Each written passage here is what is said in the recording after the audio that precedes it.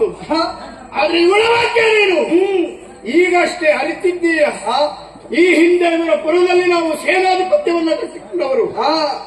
ಆ ವಿಜಯನ ಮಗ ಈ ವಿಕೃಷ್ಟ ಎನ್ನುವುದನ್ನು ನೆನಪಿಟ್ಟುಕೋ. ಹಾಗಾದ್ರೆ ಅವ್ರ ಮನೆ ಅನ್ನಕ್ಕೆ ಕಟ್ಟು ಬಿದ್ದವ ನೀನಂತಾಯಿತು. ನಾನು ಎಲ್ಲವರನ್ನ ಸಂವರಿಸುವುದಕ್ಕೆ ಅನ್ನ ಕಟ್ಟು ಬೀಳಲಿಲ್ಲ. ಒಂದು ಹೊತ್ತಿನ ಕೂಳಿಗೆ ಪ್ರೇಮದ ಬಯಕೆ ನನಗಾಗಿದೆ.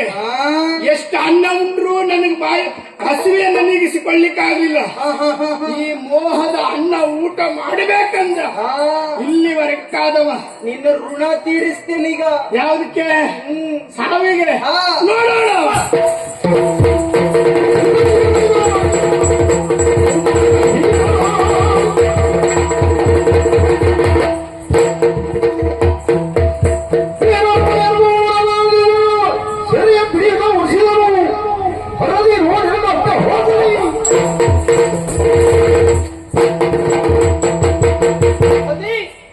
ಇವನನ್ನು ಸೆರೆ ಕಟ್ಟಿದ್ದೇನೋ ಆಗಿದೆ.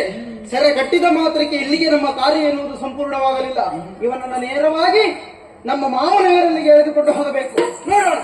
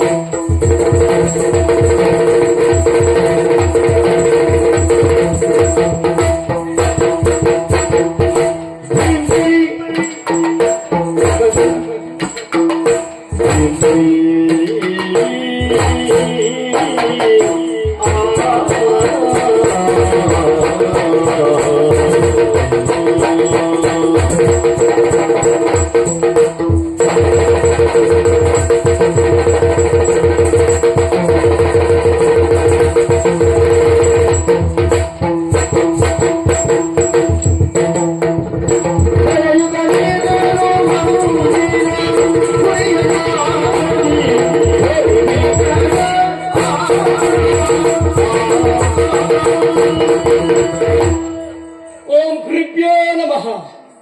ವಿದ್ಯೆಯುಳ್ಳವನ ಮುಖವು ಮುದ್ದು ಬರುವಂತಿಕ್ಕು, ವಿದ್ಯೆ ಇಲ್ಲದವನ ಮುಖವು ಹದ್ದಿಗಿಂತ ಕಡೆ ಅಂತ ಒಂದು ಮಾತುಂಟು ಸ್ವಾಮಿ.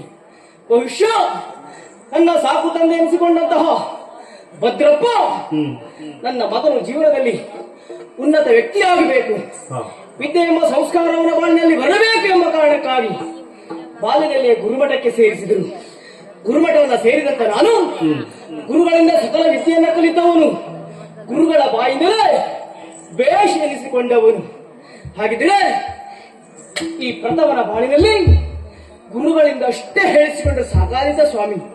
ಅದಾಗ್ಲಿಕ್ಕಿಲ್ಲ.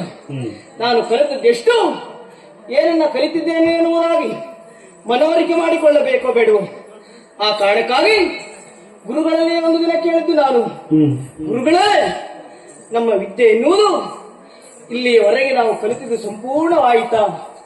ಆಗ ಹೇಳಿದ ಗುರುಗಳು ಮಾತಲ್ಲವೇ ಇದು, ಮಗು, ವಿದ್ಯೆ ಎನ್ನುವುದು ಒಂದು ದೊಡ್ಡ ಸಾಗರ ಇದ್ದ ಹಾಗೆ, ಅದನ್ನ ಈಜಿ ದಡ ಸೇರಲು ಯಾರಿಂದಲೂ ಸಾಧ್ಯ ಇಲ್ಲ. ಹಾಗಿದ್ರೆ ಗುರುಗಳೇ, ನಾವು ನೀವೆಲ್ಲ ಕಲಿತದ್ದು ಎಷ್ಟು ಅಂತ ಕೇಳಿದೆ.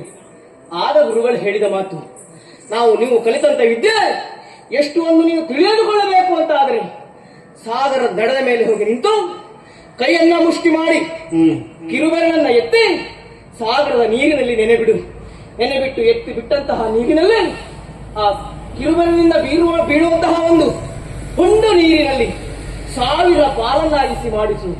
ಬಹುಶಃ ಆ 1001ನೇ ಭಾಗದಷ್ಟು ನಾವು ನೀವೆಲ್ಲ ವಿದ್ಯೆಯನ್ನು ಕಲಿತಲಿಕ್ಕೆ ಸಾಧ್ಯ ಮಗು ಅಂತ ಹೇಳಿದರು.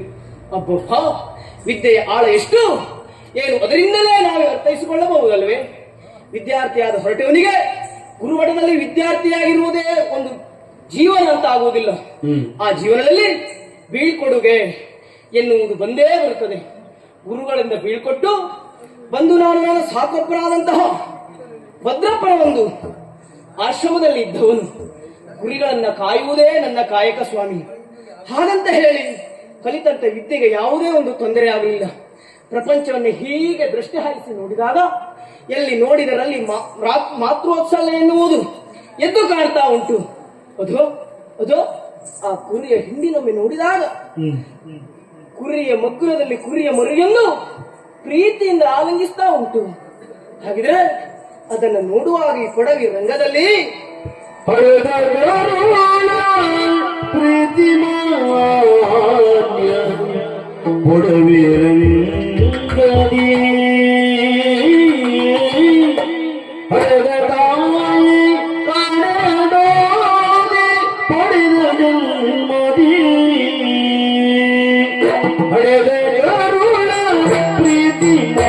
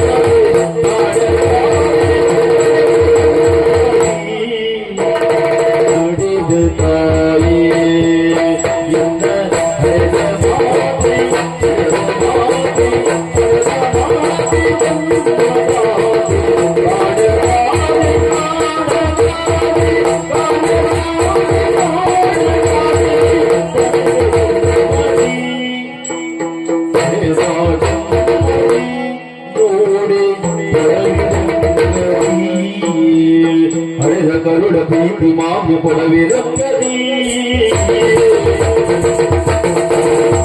ಹರದ ತಾಯಿ ಕಾಣದೋಲೆ ಪಡೆದ ಜನ್ಮದಿ